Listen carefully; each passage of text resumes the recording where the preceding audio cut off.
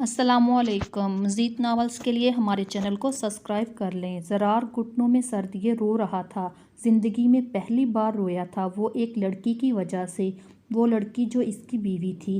اپنی 25 سالہ زندگی میں پہلی بار وہ کسی لڑکی کے قریب ہوا تھا، وہ بھی اسے بیوی بنا کر۔ اپنی ساری توجہ، ساری چاہ اس پر نچھاور کی۔ وہ سب کیا، وہ سب دیا جو کوئی بھی بیوی ملنے پر خدا کا شکر ادا کرتے نہ تھکتی، مگر سنبل نے بہت برا کیا اس شخص کے ساتھ جو اس کی زندگی میں ایک مہربان بن کر آیا تھا، اسے عزت دی، محبت دی، اس کی غلطیوں کو درگزر کیا، مگر وہ بدقسمت اسی مہربان کی عزت داغدار کر گئی، وہ اسے ایسے ہی دھوکہ دے گئی۔ حیرت تھی سنبل کی اتنی گندی اور گری سوچ پر، جو بجائے شکر صبر کرنے کے گناہ گار ہو گئی تھی، وہ بھی ایک بد کردار مرد کے لیے۔ زرار جب دل کھول کر رو چکا تو اندر بڑھا گرینی کے پاس، مگر گرینی کو زمین پر گرے پا کر اس کے رہے سے سانس بھی خطا ہو گئے۔ وہ جلدی سے گرینی کے حنیف وجود کو بازو میں بھرتا ہاسپٹل بھاگا۔ ڈاکٹر نے گرینی کی بے ہوشی کی وجہ سٹریس بتائی تھی۔ تو کیا وہاں جو بھی ہوا گرینی وہ سب جان گئی ہے؟ نہیں، اگر گرینی کو کچھ ہوا تو میں تم دونوں کو ہرگز زندہ نہیں چھوڑوں گا، نہیں چھوڑوں گا میں تم دونوں کو۔ زرار جگہ کی پرواہ کیے بغیر اردو میں بلند آواز سے چلایا۔ ارد گرد لوگوں نے حیرت سے اسے چلاتے ہوئے دیکھا، مگر وہ سب گورے بات سمجھنے سے قاصر تھے۔ اتنے میں نرس نے آ کر اطلاع دی، گرینی کو ہوش آ گیا۔ وہ تیز تیز قدم اٹھاتا روم کی طرف بڑھا۔ گرینی بیڈ کی ٹیک سے ٹیک لگا کر تھوڑی سی اوپر ہو کر بیٹھی تھی۔ کیسی طبیعت ہے گرینی؟ وہ پاس آ کر بولا۔ سنبل کہاں ہے؟ گرینی نے حنیف سی آواز میں پوچھا۔ وہ گرینی، سنبل گھر پر ہے۔ زرار نے ان کی طبیعت کے پیش نظر جھوٹ بولا۔ نکال دو اسے، نکال دو اس گھر سے زرار، وہ اس قابل نہیں، وہ تمہارے قابل نہیں۔ گرینی روتے ہوئے اٹک اٹک کر بول رہی تھی۔ پلیز گرینی سٹریس مت لیں، میں نکال دوں گا اسے، آپ اپنی طبیعت خراب مت کریں۔ نہیں، تم ابھی جاؤ، جا کر اسے نکالو۔ وہ رکی۔ گرینی، میں نے نکال دیا ہے اسے گھر سے بھی اور اپنی لائف سے، ہمیشہ کے لیے، پلیز آپ ٹینشن مت لیں۔ زرار نے گرینی کا ہاتھ تھپ تھپاتے ہوئے بولا۔ ہاں ٹھیک کیا، وہ اچھی نہیں تھی، وہ دھوکہ دے رہی تھی، وہ فیضی کے ساتھ۔ میں جانتا ہوں گرینی، بلکہ سب دیکھ چکا ہوں، اسی لیے ڈیورس دے دی ہے اسے۔ ریئلی تم نے چھوڑ دیا اسے؟ وہ حیران ہوئی۔ یس۔ آپ پلیز ریسٹ کریں، ڈاکٹر نے آج آپ کو گھر لے جانے سے منع کیا ہے۔ اچھا کیا۔ گرینی پرسکون سی سر ہلاتی سیدھی ہو گئی۔ زرار ان کے پاس ہی چیئر پر بیٹھ گیا۔ زرار گرینی کو میڈیسن دے کر سلا کر واپس گھر آ گیا تھا۔ کمرے میں داخل ہوتے اس کی نظر وال پر ٹنگی تصویر پر پڑی، جس میں وہ اور سنبل کے کندھے بازو پھیلائے سے ساتھ لگائے کھڑا تھا۔ یہ تصویر ملیشیا کے ان کے ہنی مون ٹرپ کی تھی۔ زرار نے جھٹکے سے اسے زمین بوس کیا، جو کرچی کرچی ہو گئی تھی۔ اب وہ وارڈروب کی طرف بڑھا، وہاں موجود سنبل کی ایک ایک چیز نکال کر واش روم میں پھینکی اور سب کو اکٹھا کر کر آگ لگا دی۔ اس عمل سے فارغ ہو کر وہ واپس کمرے میں آیا، بیڈ پر بچھے کورز جھٹکے سے اتارے، ڈریسنگ ٹیبل پر پڑی لیڈیز کاسمیٹک کو ہاتھ مار کر نیچے گرا دیا۔ اب وہ مٹھیوں میں بالیں جکڑے خود کو آئینے میں دیکھ رہا تھا۔ اسے خود سے بھی گھن آ رہی تھی۔ اس نے 1.5 سال اس عورت کے ساتھ گزارے، جو اس کی غیر موجودگی میں نہ جانے کتنی بار اس کی عزت کا جنازہ نکال چکی تھی۔ نہیں، ایک تھاٹ کے ساتھ زرار نے آئینے پر مکہ مارا، جس سے نہ صرف شیشہ کریک ہوا بلکہ اس کا اپنا ہاتھ بھی لہو لہان ہو گیا، مگر زرار کو کوئی پرواہ نہیں تھی اس تکلیف کی۔ وہ دیوانوں کی طرح کمرے کی ایک ایک چیز توڑ رہا تھا۔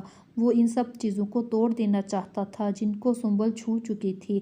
سب کچھ ٹوٹا بکھرا ہوا تھا۔ تو وہ خود کو شاور کے نیچے کھڑا کر چکا تھا۔ اب وہ خود کو پاک کر لینا چاہتا تھا، جس نے بہرحال اس وجود کو چھوا تھا۔ وہ اپنے جسم کو رگڑ رگڑ کر دھو رہا تھا، جیسے اپنے وجود سے سنبل کی نظر نہ آنے والی گرد کو دھو لینا چاہتا ہو۔ اگلے دن وہ گرینی کو گھر لے آیا۔ زندگی پہلے ہی کی طرح ہو گئی۔ آفس، گھر اور گرینی، یہی 3 چیزیں پہلے تھی اس کی لائف میں، اور اب یہی پھر سے رہ گئی، مگر وہ خود کو بدل چکا تھا۔ ہنسنا ہنسانا تو جیسے بھول چکا تھا۔ وہ ہر وقت سنجیدگی طاری رکھتا چہرے پر۔ گرینی اسے بہرحال شادی کا کہہ چکی تھی، مگر شادی کے نام پر وہ ایسا چڑھتا، ارد گرد موجود ہر چیز کو کرچیوں میں بدل کر دم لیتا۔ گرینی اس کی حالت دیکھ کر پریشان ہوتی رہتی۔ وہ زرار سے جیسے غصہ چھو کر نہیں گزرتا تھا۔ اب وہی زرار کوئی بات تحمل سے نہیں کرتا، ماتھے پہ ہر وقت تیوری چڑھی رہتی، جیسے ہر چیز کو قدموں تلے رود دینا چاہتا ہو۔ عجیب سی اکھڑ شخصیت میں بدل گیا تھا وہ۔ اس واقعے کے ایک ساتھ بعد گرانی بھی زرار کو چھوڑ گئی۔ اب وہ بالکل اکیلا رہ گیا تھا۔ گھر کی تنہائی سے بیزار ہو کر ساری رات سگریٹ ہاتھ میں لیے انگلینڈ کی سڑکوں پر پھرتے گزار دیتا۔ اب وہ سکون کی خاطر اور پچھلی زندگی کو بھلانے کی خاطر کبھی شراب بھی پینا شروع کر چکا تھا۔ انہی دنوں عالم شاہ پاکستان سے انگلینڈ آئے اور اپنے بیٹے کی حالت دیکھ کر دنگ رہ گئے۔ یہ ہرگز زرار نہیں تھا، یہ تو کوئی اور ہی بن گیا تھا۔ وہ فورس کر اسے اپنے ساتھ پاکستان لے آئے تھے۔ اماں جان کے پیار بھرے رویے نے زرار کو بہت دھاڑس دی تھی۔ وہ کافی حد تک خود کو کمپوز کر چکا تھا۔ گرینی اور سمبل کے بعد اماں جان وہ تیسری عورت تھی جن کے قریب وہ ہو گیا تھا۔ وہ 6-7 ماہ حویلی میں گزار کر اسلام آباد آ گیا، جہاں اس نے عالم شاہ کی مدد سے اپنا ٹیکسٹائل بزنس شروع کیا اور پوری لگن اور توجہ سے اتنے کم عرصے میں خود کو اسلام آباد کے ٹاپ بزنس مینز میں شامل کر لیا۔ وہ اسلام آباد میں ہی گھر لے چکا تھا۔ ہر ماہ ایک دفعہ حویلی جا کر اماں جان اور عالم شاہ سے مل آتا تھا۔ بزنس کے علاوہ بھی کافی ایکٹیویٹیز میں انوالو ہو کر خود کو مصروف کر چکا تھا۔ اکثر نائٹ کلب بھی جاتا تھا جہاں اسے ابیہ ہاشم ملی تھی۔ اسے دیکھ کر زرار شاہ کو نفرت محسوس ہو رہی تھی، جو وہاں اپنی عزت کا سودا کرنے آئی تھی، مگر اس کی مجبوری سن کر نہ جانے کیوں زرار کو اس پر ترس آیا۔ وہ بنا سوچے سمجھے 10 لاکھ کا چیک لے کر اس کے پیچھے بھاگا۔ اسے تو سمبل کی گھنونی حرکت پر ہر لڑکی سے نفرت میں مبتلا کر دیا تھا، تو پھر کیوں اس لڑکی کے پیچھے بھاگا تھا جسے وہ جانتا نہ تھا، جسے وہ پہلی بار ملا تھا۔ اس نے ترس اور ہمدردی کرنا تو کب کا چھوڑ دیا تھا، پھر کیوں کیا اس نے ایسا؟ اس نے کیوں کا جواب فی الحال اس کے پاس نہیں تھا۔ اپنی اس حرکت پر وہ خود بھی حیران تھا۔ یہ تھی زرار شاہ کی پچھلی زندگی کی کہانی، جس میں سمبل فروغی نامی لڑکی ہوا کے جھونکے کی مانند آئی اور چلی گئی اور اسے ایک نئے زرار شاہ میں بدل کر نہ جانے اس نے کس کے ساتھ کہاں گئی۔ زرار نے ڈیورس پیپر فیضی کے گھر بھجوا دیے تھے۔ آگے سمبل کے ساتھ کیا ہوا، زرار کو اس سے کوئی سروکار نہیں تھا اور ہونا بھی نہیں چاہیے تھا۔ ابیہ ایک پرائیویٹ اسکول میں جاب شروع کر دی تھی، شام کو بچوں کو ٹیوشن دیتی، مگر ان چند ہزار روپیوں سے گھر کا خرچہ بہت مشکل سے کھینچ کھانچ کے ہو رہا تھا۔ وہ بہت سی جگہوں پر اپلائی کر چکی تھی، مگر جن جگہوں پر انٹرویو دینے گئی وہاں کے آفیسرز کی نظروں میں اپنے لیے حوث دیکھ کر وہ پیچھے ہٹ گئی۔ وہ پھر سے ایسی جگہ جاب کر کسی دلدل میں پھنسنا نہیں چاہتی تھی جہاں سے اللہ تعالیٰ نے اسے فرشتہ بھیج کر نکالا تھا۔ وہ کون تھا؟ ابیہ اکثر سوچتی، مگر اسے تلاش کرنے میں کامیاب نہ ہو سکی۔ وہ تلاش بھی کہاں کرتی، کوئی سراغ ہی نہیں تھا اس شخص کا۔ وہ جو نشانی تھی وہ اکثر اپنے ہاتھوں کو چھو کر اس لمس کو محسوس کرتی، مگر یہ لمس بھی اس مہربان کو تلاش کرنے میں مددگار ثابت نہ ہوتا۔ ابیہ آج سرمد انڈسٹریز میں انٹرویو دینے آئی تھی، مگر وہاں موجود رنگ برنگی ماڈلز لڑکیوں کو دیکھ کر مایوس ہو چکی تھی۔ اس کا نمبر 20واں تھا، مگر 15 نمبر ہونے کے بعد ایک ماڈل سی لڑکی پروفیشنل مسکراہٹ کے ساتھ باقی کینڈیڈیٹس کو معذرت کر گئی کہ ان کا انٹرویو کل ہوگا۔ وہاں موجود اکثر لڑکیاں چیخی چلائیں۔ 4-5 گھنٹے بٹھانے کے بعد انہیں کل پر ٹرخا دیا گیا، مگر ابیہ جانتی تھی اس آئے بگائے کا کوئی فائدہ نہیں۔ یہ امیروں کی دنیا ہے جہاں غریبوں کی مجبوریوں کو سمجھنے والا کوئی نہیں۔ وہ پرس اٹھاتی، چادر درست کرتی باہر نکلی اور تیز قدم اٹھاتی بس اسٹاپ کی طرف بڑھ گئی۔ وہ بس اسٹاپ پر کھڑی تھی، بس کا انتظار کر رہی تھی جو پتہ نہیں کب آنی تھی۔ 20 منٹ کے انتظار کے بعد وہ بیزاری سے آگے بڑھنے لگی تاکہ ٹیکسی لے کر گھر جا سکے، مگر ٹیکسی والوں کا کرایہ سن کر وہ بیچاری سی شکل بنا کر سڑک کنارے فٹ پاتھ پر کھڑی ہو گئی۔ اچانک اس کی نظر سامنے موجود اسلام آباد کے مہنگے ترین کیفے پر پڑی، جہاں سے زرار شاہ اپنی دلکش سراپے سمیت مغرورانہ چال چلتا ہوا سیڑھیاں اتر رہا تھا۔ ابیہ کو شک گزرا کہ یہ وہی ہے جسے وہ ڈھونڈ رہی ہے۔ اس نے زرار کو اسٹریٹ لائٹ کی مدھم روشنی میں دیکھا تھا اور اب اسے دن کے اجالے میں دیکھ رہی تھی، مگر اس کا شک یقین میں دل کی گواہی سے بدلا کہ یہ وہی شخص ہے۔ وہ ٹریفک کی پرواہ کیے بغیر سڑک کی دوسری طرف جانے کو بھاگی۔ سنو، رکو پلیز، سن لو، اوہ سنو، رکو بات میری، رک جاؤ پلیز۔ ابیہ چلاتی ہوئی جا رہی تھی، مگر گاڑیوں کے بے ہنگم شور کی وجہ سے یہ آواز زرار شاہ تک پہنچنے میں ناکام رہی۔ وہ گاڑی میں بیٹھا اور زن سے گاڑی بھگا لے گیا۔ ابیہ اس جگہ پر پہنچ کر خالی ہاتھ لیے اپنی نامور ساتھوں کو ہموار کرنے لگی۔ ابیہ نے اپنا سانس بحال کیا اور جلدی سے اس کیفے کی طرف بڑھی جہاں سے وہ ابھی نکل کر گیا تھا۔ وہاں داخل ہو کر امیر حلیے کے لوگوں کو دیکھ کر کنفیوز ہوئی، مگر پھر بھی ہچکچاتی ہوئی جلدی سے ریسیپشن کی طرف گئی۔ السلام علیکم، اس نے پھولی ہوئی سانس سے کہا۔ وہاں موجود لڑکے نے سر ہلا کر جواب دیا، وہ ایکچولی مجھے کچھ پوچھنا تھا آپ سے۔ وہ ہچکچائی، جی پوچھیے، وہ لڑکا حیران سا بولا۔ وہ ابھی 10 منٹ پہلے یہاں سے ایک آدمی باہر گیا ہے۔ کیا نام ہے، آپ بتا سکتے ہیں مجھے؟ لڑکا اس کی بات سن کر مسکرایا، میڈم یہاں تو 10 منٹ میں 10 آدمی باہر نکلے ہیں، مجھے کیا پتا آپ کو کس کا پوچھ رہی ہیں؟ وہ جس نے بلیک 3 پیس پہنا ہوا تھا، براؤن بال تھے اس کے، وہ ہکلائی۔ ہا ہا، آپ مڑ کر دیکھیے کتنے لوگوں نے بلیک 3 پیس پہن رکھا ہے اور بال بھی براؤن ڈرائی کروا رکھے ہیں۔ اگر آپ نہیں جانتے تو سیدھی طرح بتا دیں، فضول باتوں کو کیوں بڑھا رہے ہیں؟ ابیہ کو اس کی مسلسل ہنسی آگ لگا گئی۔ ارے اب تو مائنڈ کر گئی، سوری، مگر میں آئندہ اس حلیے کے لوگوں پر نظر رکھوں گا۔ جہاں بھی کہیں مطلوبہ شخص نظر آیا تو آپ کو انفارم کر دوں گا، اس لیے آپ مجھے اپنا سیل نمبر دے دیں، وہ ڈٹائی سے کہتا آنکھ دبا گیا۔ لعنت ہو تم پر کمینے! ابیہ اس کی بات سمجھ کر چلائی، بغیرت نہ ہو تو وہ بڑبڑاتی ہوئی مڑی۔ اس نے اپنے پیچھے اس لوفر کی ہنسی سنائی دی۔ زرار صاحب حویلی سے فون آیا تھا بڑی بی بی کا، وہ کوٹ اتار رہا تھا جب نواز ملازم نے آ کر طلا دی۔ خیریت؟ جی وہ آپ کا سیل بند تھا، شاید اس لیے لینڈ لائن پر کال کی ہوں۔ میں کرتا ہوں کال، تم ایسا کرو کھانا لگا دو، بھوک لگی ہے۔ لنچ بھی نہیں کیا؟ جی میں لگواتا ہوں ابھی۔ نواز سر ہلاتا چلا گیا۔ زرار نے سیل پر حویلی کا نمبر ڈائل کیا اور اماں جان سے بات کرنے لگا۔ نہیں نا، اچھا سوری، معاف کر دیں، میں آ رہا ہوں کل۔ جی جی پکا، وہ مسکرایا۔ انشاءاللہ کل شام آپ کے پاس ہوں گا اماں جان۔ اوکے، ٹیک کیئر، اللہ حافظ۔ وہ سیل ٹیبل پر رکھتا سیٹی بجاتا واش روم چلا گیا۔ اماں جان سے بات کر کر اس کا موڈ فریش ہو چکا تھا۔ ابیہ عشاء کی نماز پڑھ کر ہٹی جب نیہا اس کے پاس آئی۔ کیا ہوا، پریشان لگ رہی ہو؟ نہیں ایسی ہی کوئی بات نہیں۔ وہ دوپٹہ اتارتی الماری کی طرف بڑھی، تو پھر کھانا کیوں نہیں کھایا؟ ویسے ہی بھوک نہیں؟ تکرار ہوئی۔ نیہا میری ماں مت بنو، سمجھی؟ ابیہ غصے میں بولی۔ دیکھا کوئی نہ کوئی بات ضرور ہے جو اس طرح کاٹ رہی ہو۔ ابیہ انتہائی بدتمیز ہو۔ ابیہ مڑی۔ تھینکس، وہ مسکرائی۔ اچھا اب بتا دو کیا ہوا؟ کیوں، میں جانتی ہوں تم انٹرویو کی وجہ سے اپسیٹ نہیں ہو، ایسے ہزاروں انٹرویو دیے ہیں تم نے، اس لیے اصل وجہ بتاؤ۔ نیہا نے اسے کندھوں سے پکڑ کر بیڈ پر بٹھایا اور خود بھی ساتھ بیٹھ گئی۔ ابیہ کے پاس اب بتانے کے سوا کوئی چارہ نہیں تھا۔ وہ نیہا، آج میں نے اسے دیکھا۔ کسے؟ وہ حنوک بنی۔ ڈفر، اسے جس کا کوئی اتا پتہ نہیں ہمارے پاس۔ سچ؟ وہ پیسوں والا فرشتہ؟ نیہا اچھلی۔ ہاں وہی۔ پھر کیا ہوا؟ بات ہوئی اس سے؟ کیا نام تھا اس کا؟ تمہیں کہاں ملا وہ؟ نیہا ایک ہی سانس میں بولی۔ کوئی بات نہیں ہوئی اس سے، اور نہ ہی نام کا پتہ چلا۔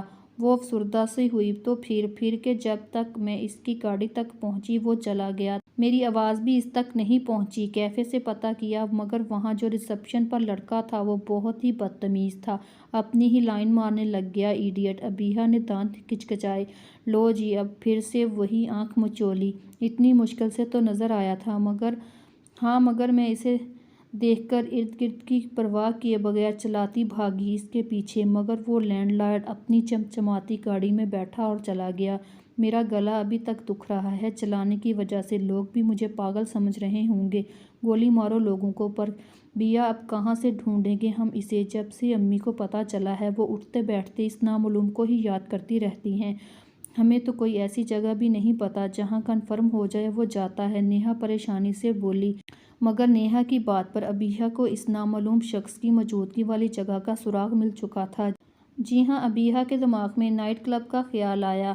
ہاں یہی ایک جگہ ہے جہاں اس کی موجودگی یقینی ہے۔ ابیہ اگلے دن شام 7 بجے گھر سے نکلی تھی۔ نیہا کو کلیگ کے گھر جانے کا کہا تھا۔ شازمہ سو رہی تھی، اس لیے نیہا کو ہی بتا کر آئی تھی۔ وہ اسی نائٹ کلب کے گیٹ پر چند فلانگ کے پیچھے ہی رک گئی۔ اندر جا کر وہ کوئی مصیبت نہیں مول لینا چاہتی تھی۔ 7 سے 8 اور 8 سے 9 بج گئے۔ وہاں سے بہت لڑکے لڑکیاں آئے، مگر وہ نہیں آیا جس کے لیے وہ آئی تھی۔ 9 بجے وہ مایوسی سے واپس ہو لی۔ ابیہ نے اسلام آباد کے ایک مشہور بیوٹی پارلر میں جاب کے لیے اپلائی کیا تھا۔ اس نے اخبار میں ایڈ دیکھا اور TCS کے ذریعے اپنے ڈاکومنٹس بھجوا دیے تھے۔ ٹھیک 10 دن بعد اسے انٹرویو کی کال آئی تھی اور وہ وہاں انٹرویو دینے آئی تھی۔ ابیہا جیسے ہی پارلر میں انٹر ہوئی وہاں کی چکا چوندھ دیکھ کر حیران رہ گئی۔ وہ پارلر تھا یا کوئی محل؟ اتنا خوبصورت اور ویل فرنیشڈ پارلر ابیہا نے آج پہلی بار دیکھا تھا۔ وہ حیران سی آگے بڑھی۔ السلام علیکم، اس نے وہاں موجود لڑکی سے کہا جو ٹی شرٹ اور تنگ جینز پہنے اسے دیکھ رہی تھی۔ آئی ایم ابیہا ہاشم، مجھے انٹرویو کال آئی تھی۔ او، اس لڑکی نے ہونٹ سکڑے۔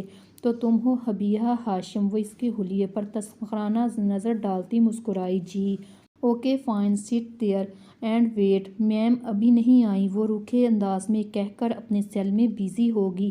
ابیہا وہاں موجود صوفوں کی طرف بڑھ گئی۔ تقریباً آدھے گھنٹے کے انتظار کے بعد ایک ماڈرن سی 33-32 سال کی لڑکی اندر داخل ہوئی اور سر ہلا کر سب کو وش کرتی اپنے آفس میں چلی گئی۔ یہی ہوں گی میم، یہ بھی اتنی ماڈرن ہے۔ اور میں، ابیہا نے خود کو دیکھا۔ بلیک شلوار، براؤن قمیض پر بلیک بڑی سی چادر ماتھے پر اوڑھے وہ یہاں موجود سب لڑکیوں سے الگ تھلگ اور عجیب لگ رہی تھی۔ مس ابیہا ہاشم، میم بلا رہی ہیں آپ کو، اطلاع دی گئی۔ جی۔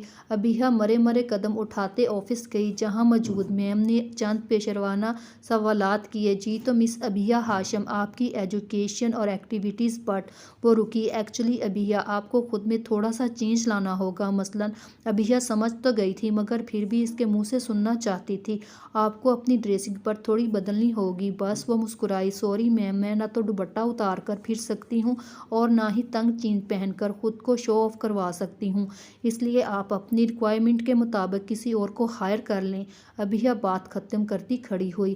مگر میں نے تو تم سے دوپٹہ اتارنے کو نہیں کہا اور نہ ہی جین پہننے کو، وہ حیرانی سے بولی۔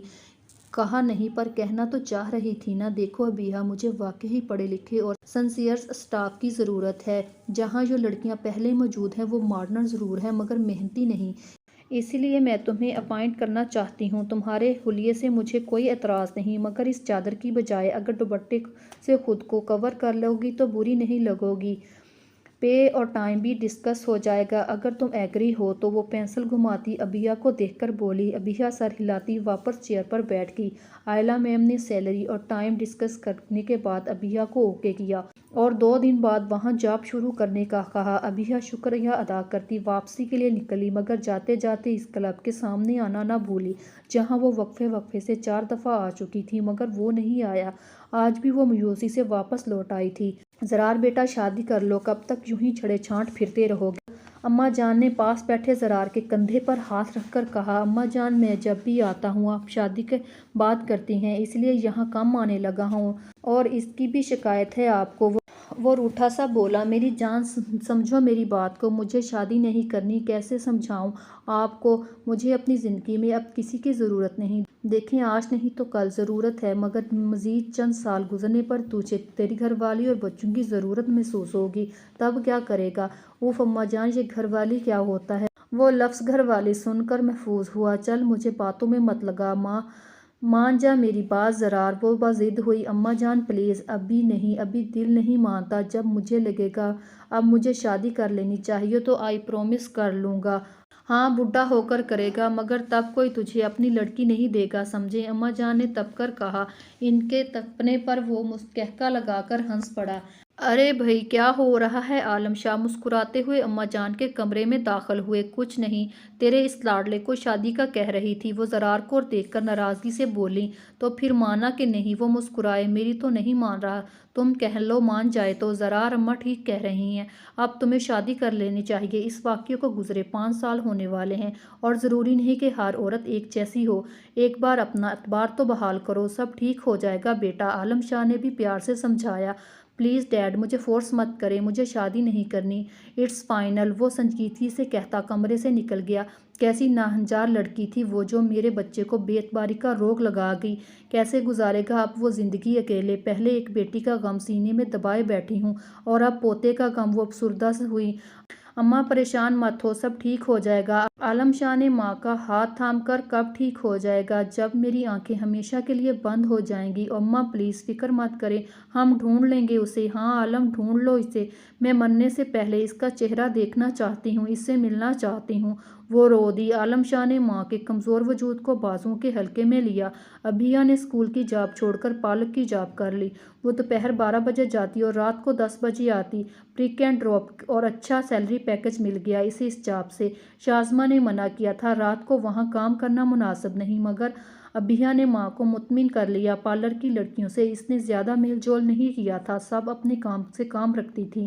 اس پر اسے سیریل اور نہ جانے کیا کیا خطاب ملتے، مگر اسے ان سے کوئی سروکار نہیں تھا۔ وہ وقت سے جاتی اور اپنا کام کرتی اور واپس آ جاتی۔ آئلہ میم اس کے کام سے خوش تھی، اس لیے ابھیا مطمئن سی وہاں کام کر رہی تھی۔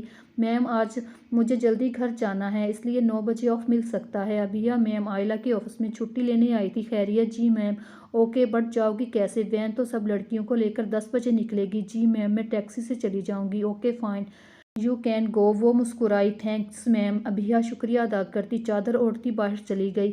اسے کافی دن ہو گئے تھے کلب کی طرف گئے، مگر وہاں جانا چاہتی تھی، اس لیے جلدی سے نکل آئی پارلر سے۔ وہ آدھے گھنٹے سے وہاں کھڑی تھی، بہت ساری گاڑیاں آئی، بہت سارے مرد آئے، مگر وہ نہیں آیا۔ وہ مزید 10 منٹ بعد مایوسی سے پلٹی تھی کہ سامنے سے آتی بلیک کار کو دیکھ کر رکی، اس میں بیٹھے آدمی کو دیکھ کر واپس مڑی اور تیز تیز قدم اٹھاتی کلب کی پارکنگ کی طرف بڑھ گئی۔ رکیے، سنیے پلیز، وہ پھولی سانسوں کے درمیان بولی۔ زرار پیچھے سے آتی نسوانی آواز پر رکا، مگر پلٹا نہیں۔ ابھیا جلدی سے سامنے آئی۔ وہ اپنے سامنے اس ہینڈسم کو دیکھ کر دل پر ہاتھ رکھ کر سانسوں کو ہموار کرنے لگی۔ آپ نے آواز دی مجھے؟ وہ اس کی خاموشی پر چڑھا۔ جی جی میں ابھیا۔ وہ اس کے تیور دیکھ کر بکھلائی۔ سوری مس ابھیا، میں آپ کو کسی نیوز چینل میں بطور بریکنگ نیوز نہیں دیکھا، اس لیے معذرت، وہ سنجیدگی سے کہتا آگے بڑھ گیا۔ پلیز سر رکیے، میری بات تو سنیں۔ ابھیا نے جلدی سے آ کے راستہ روکا۔ What the hell with you?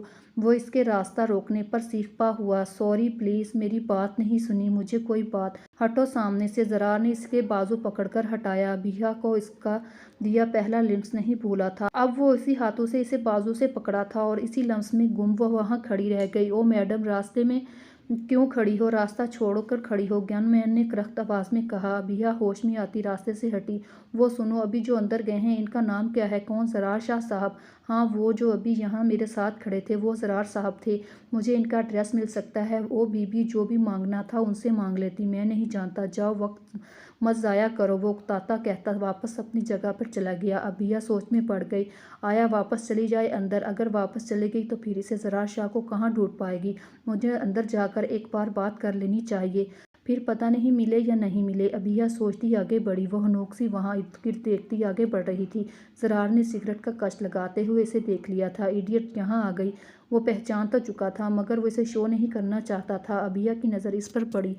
دیکھیے پلیز زرار شاہ صاحب، میری بات سن لیں ایک دفعہ پلیز۔ زرار نے ایک خون آلود نظر اس پر ڈالی اور ایش ٹرے میں سگریٹ مسل کر اپنا سیل اور گاڑی کی چابی اٹھاتا ایگزٹ کی طرف بڑھ گیا۔ یہ کیا کر رہا ہے؟ ابھیا حیران ہوتی اس کے پیچھے باہر آئی۔ او ہیلو مسٹر، خود کو کیا سمجھ رہے ہو؟ جو اتنی اکڑ ہے تمہاری کہ بات بھی نہیں سن رہے؟